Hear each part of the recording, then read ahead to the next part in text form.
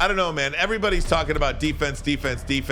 This much I know. You don't want a Jabo at 34. I do believe that Brad Holmes has built up enough draft equity just based on what he did last year for the Lions to let me feel like, okay, I'd be like, okay. Who the hell is Mel Kiper? Who the hell is Mel He's Kiper no different anyway? than my neighbor. My neighbor's a mailman.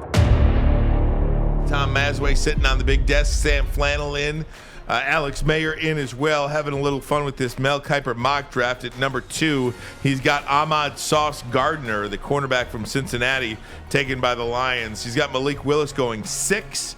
Couple of other intriguing picks on here. Christian Watson, wide receiver, going to the Green Bay Packers at 22. We had mentioned the run at wide receiver with Green Bay having a couple of picks there, and they're definitely taking some receivers. Absolutely. Green Bay and Kansas City. So Green Bay and Kansas City, Tyreek Hill and Devontae Adams. And who knows now what's going to happen in San Francisco with Deebo Samuel. They might be grabbing on a the market receiver. potentially. Yeah. Either way, so at 32, the last pick of the first round, Mel Kiper has the Detroit Lions selecting Lewis Cine.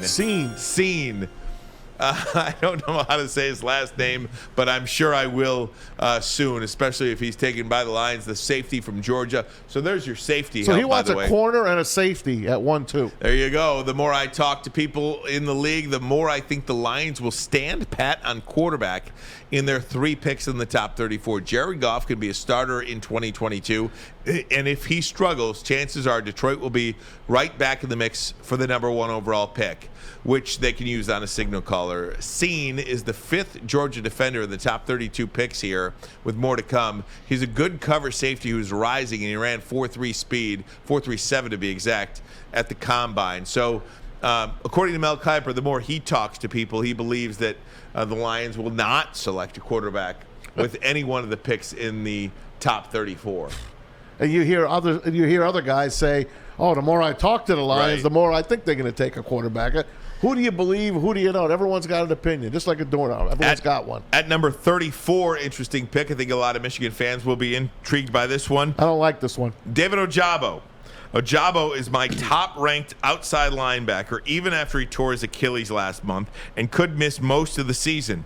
If the Lions are thinking long-term, they could get a steal with a high-ceiling edge rusher. You want another injured guy? 3 picks, 3 defensive players for Kiper in mock draft 4.0. You wanted the. I know you love Ojabo. I know you do. I love Ojabo. But he's really untested. Now, the thing about Ojabo, and it's so hard because, Jalen Smith at Notre Dame, he was a guy that had injury concerns, fell in the draft, and ultimately I think he became a Pro Bowler. He did, but he also got let go. I understand that, and I'm not sure why he got let go. I don't know if it was personal problems or whatever the case may be, or maybe he just broke down. I don't know that answer. But that to me is a player.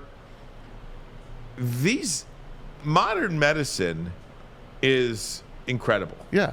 Right? I mean, David Ojabo could come back this year, and maybe, how about this? You can take Willis in the first round. You can take Ojabo in the second round, and maybe you can be just as bad next year and get another top pick. I mean, I don't know.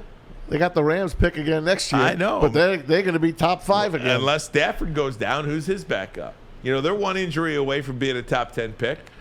I don't know about that. They are loaded everywhere. They're loaded everywhere. Plus, it's a quarterback league. They would just go out and get somebody else. I forget who the backup is.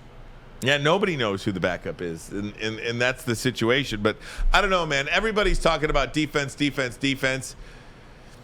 I'd be fine with this because I think Brad Holmes, this much I know. You don't want a Jabo at 34. I think it's fine. Again, where's your receiver? Here's what the deal is.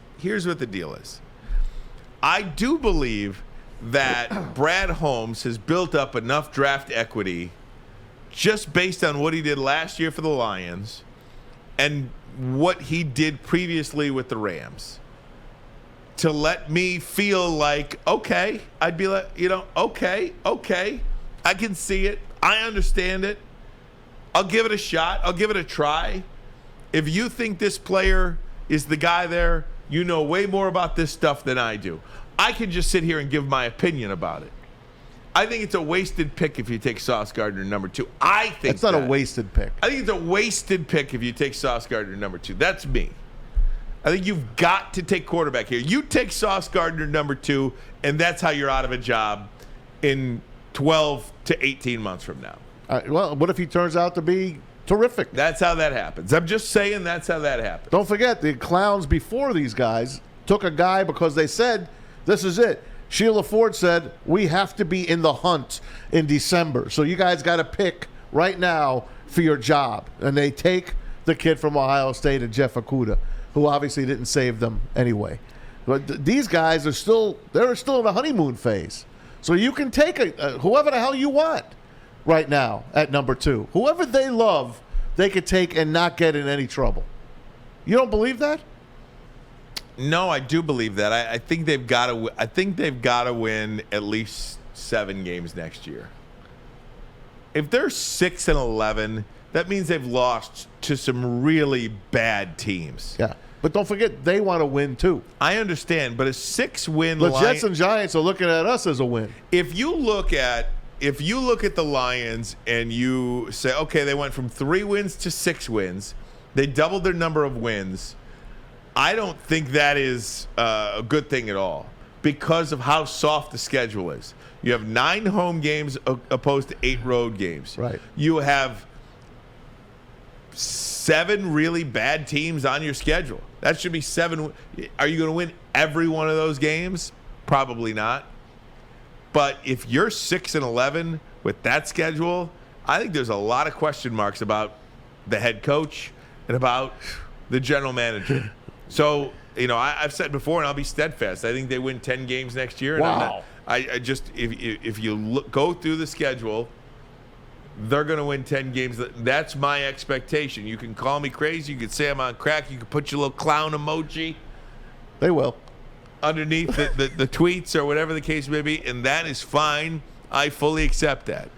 I think they're a 7-win team. I don't want to sit here and bow down or bend the knee to Brad Holmes. I'm just sitting here knowing my limitations as a talent evaluator, right? I mean, I'm not the be-all, end-all talent evaluator. I could just give my suggestions, and my suggestion, it's a very strong one, is to take the quarterback at number 2. I don't mind Ojabo at 34. If you can get a top 15 pick, he would be a top 15 pick if he was not hurt, if he was healthy. He will eventually be healthy once again. So if you can get that guy at 34, why not? You talk about value. There you go. By the way, Spencer Torkelson has just hit his first career home run. Now, does he get that ball back, Maz? Yeah, it went in the bullpen. Oh, did it? Yeah. Oh, good. I just looked up, saw him circling the bases. Went in the bullpen. 2-run shot. Tigers cut the lead in half, 8-4. He'll get that back. Yeah, let's watch it again. Do you see what I'm saying, though, Maz? I understand. I just don't want Ojabo. I don't want any more injured players. We've taken our injured players. We took the Ryan Broyles of the world, who were really great in college, but injured and never really recovered. You can't afford to play with injured players. You're not the 49ers, the Packers, the Rams. Those are the teams that can play with him, and he will go to a great team like one of those last picks. The Patriots. Those are the teams that could take Ojabo. We have no business taking anybody with an injury. Are you good with who they have at 32, Lewis Cine? Only if we take the quarterback first. Right. I'm not taking a corner and then a safety. I'm not. Yeah, why would you do that? Especially that's what he's got. That's why I don't understand it. Especially if you're counting on anything from Jeff Okudah at all. If you're counting on Jeff Okudah at all to give you anything, I don't think that's something that is smart to do. No. And especially if you go back to that list we had yesterday with the most important positions in football, it was quarterback 1, wide receiver 2, edge rusher 3. If you're telling me with the first 2 picks in your first round, you have 2 picks in the first round, and you're not taking either one of the top 3 yes, of the most important positions, He's on. you've already lost. He's on crack this time. You've already Who the hell lost. is Mel Kiper? Who the hell is Mel Kiper anyway? He's no different than my neighbor. My neighbor's a mailman.